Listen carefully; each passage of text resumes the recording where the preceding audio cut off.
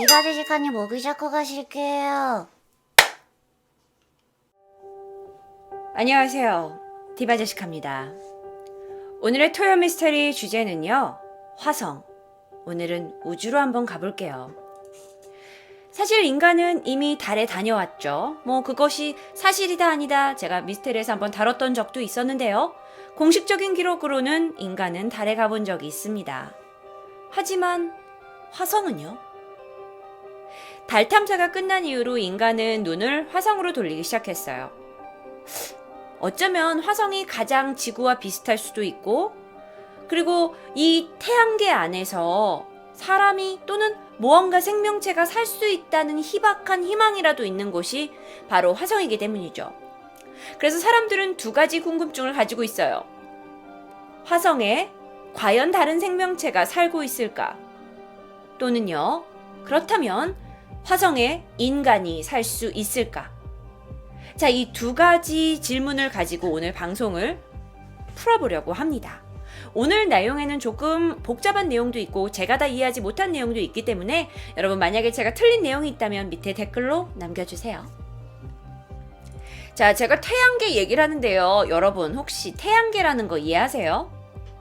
지구는요, 아니 우주는요 무지하게 넓어요. 그런데 그 무지하게 넓은 우주 중에 우리는 태양이 짱인 곳에 살고 있어요. 그런데 이렇게 태양처럼 짱인 애들이 엄청 많아요. 이해되시겠어요? 그만큼 넓고 넓은 게 우주예요. 근데 우리 안에서는 태양이가 짱이야. 그래가지고 우리를 태양계라고 불러요. 그래서 여러분이 이렇게 사진을 그냥 살짝만 보세요. 태양을 중심으로 수성, 금성이 돌고 있고 지구와 화성이 돌고 있어요. 그 다음에 목성, 토성, 천왕성, 쟤네들은 너무 멀어. 갈 수가 없어. 너무 멀어가지고. 자, 그나마 인간의 과학기술로 갈 수 있다고 생각하는 곳이 화성이에요. 그런데 그러면 지구에서 화성까지는 얼마나 거리가 돼요? 한 5,600만 킬로미터. 감 안 오죠? 5,600만 킬로미터 이러면은 또 감이 안 와요. 나도 잘 안 와요. 엄청 멀어요. 그런데 화성에 대해서 조금 더 제가 여러분이 한눈에 보실 수 있는 사진을 가져왔어요. 자, 바로 이게 화성인데요. 먼저 사이즈부터 볼게요. 화성은요, 지구의 그 지름의 반밖에 되지 않아요. 그러니까 지구가 더 커, 화성이 더 커? 지구가 더 크게 된 거죠. 그런데 화성에는 물이 없다고 밝혀져 있어요. 그리고 산소가 있긴 있는데 아주 희박해요. 여러분이 숨을 쉴 수 없어요. 숨을 절대 쉴 수 없을 만큼 산소가 거의 없어요. 그리고 자기장이란 게 없어요. 자기장이란 게 뭐냐면은 이렇게 여기 안을 이렇게 돌고 있는 건데 그 자기장이 있어야 대기도 형성되고 뭐 그런 거래요. 그런데 자기장이 없기 때문에 태양이 얘를 직접 쏘잖아요. 그러면 얘를 이 화성이란 땅덩어리를 보호해줄 애가 없는 거야. 그래서 화성의 특징은 뭐냐면 햇빛이 닿는 부분은 겁나 덥고 화성도 이렇게 돌 거 아니야. 그래서 화성이 이렇게 태양하고 멀어지면은 그 부분은 너무 춥고. 그래서 화성에서 살기 어려운 이유 중에 하나가 뭐냐면 너무 덥다가 너무 추우니까. 근데 그 덥고 추움이 영하 60도. 평균이 영하 60도인데 이거는 이제 평균이고요. 너무 내려갔다 너무 올라갔다 하니까요. 극과 극의 기후를 보여주고 있습니다. 자, 그리고 이제 뭐 이렇게 과학적인 건 제가 다 얘기를 하지 않을게요. 그런데 재밌는 게 있어요. 여러분, 중력이라는 게 뭔지 알죠? 우리는 중력이 있기 때문에 땅에 발을 붙이고 걸어가고 살고 있잖아요. 근데 왜 마션이나 이런 인터스텔라 보면은 우주에 중력 없어가지고 막 이렇게 뛰어다니잖아. 막 날아다니고. 화성은 중력이 지구의 0.38배예요. 그래서 지구에서 점프가 1m 가능한 농구 선수가 화성에서는 26m를 뛰어오를 수 있다고 해요. 자, 그렇다면 지구와 화성은요, 너무나도 달라요. 너무나도 달라요.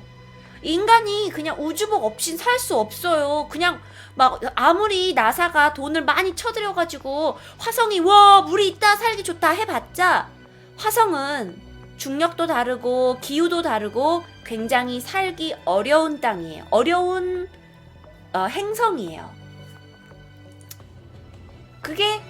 그래서 과학자들은 일반적인 생물체는 화성에 살 수 없다고 얘기를 해요. 하지만 화성의 연구는 계속되죠. 자, 오늘 화성을 바라보면서 방송을 한번 해볼게요. 화성의 첫 연구는 언제 시작됐냐면 1976년이었어요. 화성에 착륙한 그 우주선이 있어요. 그걸 바이킹호라고 불러요. 미국의 나사에 가면요, 이 바이킹호 1호선을 실제로 이렇게 볼 수 있대요. 이 사진이 실제로 화성에 갔던 바이킹호라고 해요.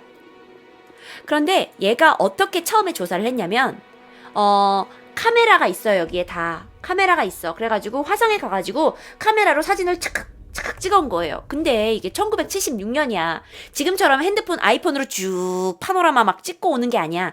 여기서 봐서 착각 찍고, 여기서 봐서 착각 찍고, 여기서 봐서 착각 찍어요. 근데 그 사진을 지구까지 전송하는데도 시간이 엄청 많이 걸려요. 이 내용은 마션에서도 여러분 보셨던 거예요. 그런데 사진을 가서 찍으러 갔는데 뭐 별다르게 생물의 흔적은 발견 못했어. 뭐 움직이는 거라든지 뭐 푸른 생명체라든지 이런 건 전혀 못 봤어요.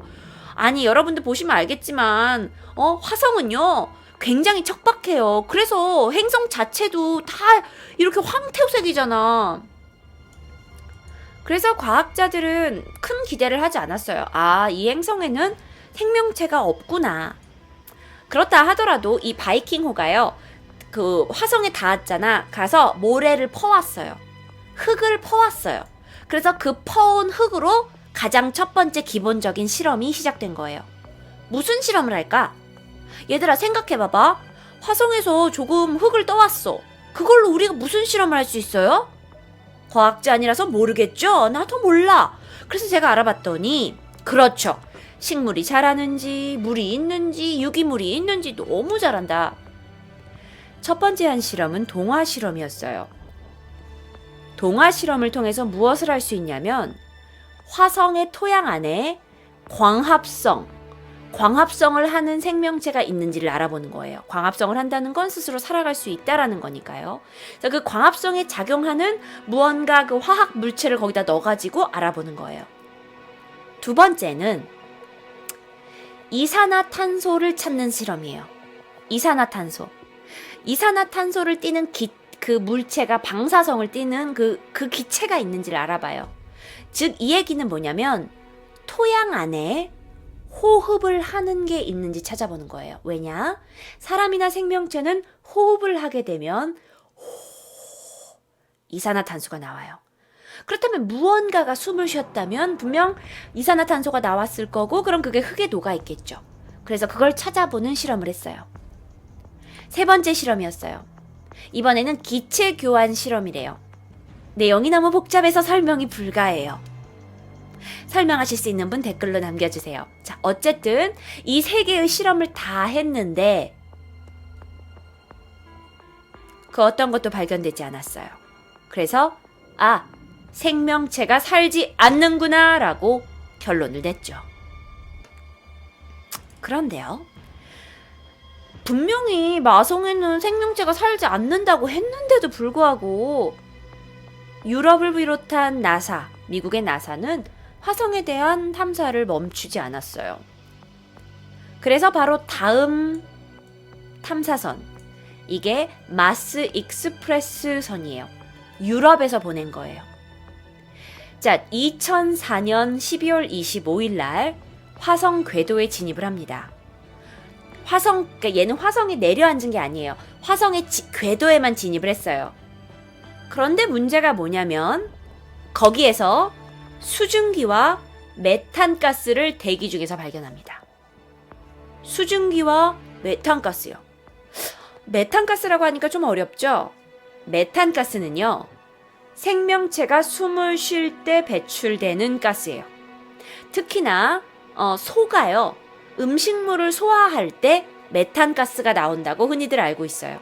그쵸 여러분, 그렇게 쉽게 얘기하시면 돼요. 빵구라는 얘기인가요? 네네, 맷빵구예요. 자, 그런데 메탄가스가 거기서 발견된 거예요. 그런데 물론 메탄가스는 이렇게 생명체한테만 나오지 않아요. 화산활동 있죠. 화산 활동이 있게 되면 그 폭발로 인해서 그곳에서도 메탄가스가 나와요. 그런데 문제는 화성에서는요, 별다른 지각 활동이 벌어지지 않아요. 그거 아세요? 물론 화성에는요, 분화구가 있어요.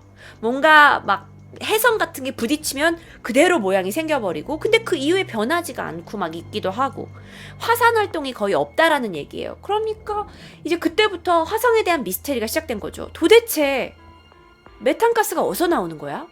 굉장히 과학적인 거예요. 아니, 우리가 모래 조사할 때는 생명체가 살 수 없었는데 메탄가스와 수증기가 나왔어. 도대체 어디서 나온 건데? 이번에는 2004년에 이번에는 미국에서 또 한 대의 화성 탐사대를 보내요. 이건 굉장히 유명한 Opportunity호예요. 자, 여러분, 영어로 Opportunity가 무슨 뜻이죠? 기회라는 뜻이에요. 그래서 기회라는 이름으로 화성에 탐사대를 보냅니다. 자, 여기서 또 흙을 채취해 왔어요. 2004년에요. 그런데 이번에는 그 흙에서 염분을 발견해요. 염분이 뭐예요? 소금기예요. 염분을 발견을 합니다. 염분이 왜 중요한가요? 소금은요, 생명에 있어서 필수적인 화학 요소예요. 그래서 염분이 있다는 것 조차만으로 생명체가 존재할 수 있다는 가능성을 보여주는 거예요. 물론, 그러니까 내가 계속 생명체 얘기를 하는데, 물론 거기 사람이 딱 서 있었어. 외계인이 딱 서 있었어. 아, 그러면 우리가 생명체 사는구나라고 알 수 있겠지. 근데 우리 기술은 그만큼까지 아직 발달하지 못했던 거야. 그래서 생명체가 살 수 있는 기본 조건이 있는지 없는지만 알아보는 단계였어. 2004년에는. 알겠죠? 자, 그래서 나사가 이제 그때부터 처음에는 없다 이러다가 화성에서는 그 유기물 분자들이 좀 보이는 것 같다. 그래서 유기물 분자까지만 있다라고 나사에서 연구 결과가 나왔어요. 자, 그런데 이번에는 2008년, 4년이 지났어요. 또 피닉스호를 보냈어요. 그랬더니 이번엔 로봇들이 가가지고 또 조사를 했거든요. 그랬더니 또 새로운 성분을 발견했어요. 그게 뭐냐면 과염소산염이래요. 근데 그건 제가 뭔지 잘 모르겠어요. 근데 이런 거는 지구에서도 발견이 돼요. 칠레의 한 사막 지역에서 발견되는 그런 성분이라고 해요. 신기하죠? 그런데 이 흙이 가열하잖아요. 이 과염소 성분이 들어있는 그걸 어디서 찾을 수 있냐면 칠레에서 찾을 수 있는데, 그 흙을 가열하면 거기에서 이산화탄소와 또 염화메틸이라는 게 발견된다는 거죠. 저도 화학적인 이야기는 몰라요. 문제는 뭐냐면 화성에 생명체가 살 수 있다는 결론이 점점 확실해진다는 얘기예요. 그렇다면 도대체 어떤 생명체가 살 수 있다는 건데요? 어떤 생명체가 살 수 있다는 거예요? 생명체 사진 있어요? 생명체 사진은 없는데요. 굉장히 다양한 증명사진들? 그러니까 우리를 미스테리한 곳에 빠져넣게 하는 사진들이 발견되고 있어요. 어떤 사진일까요?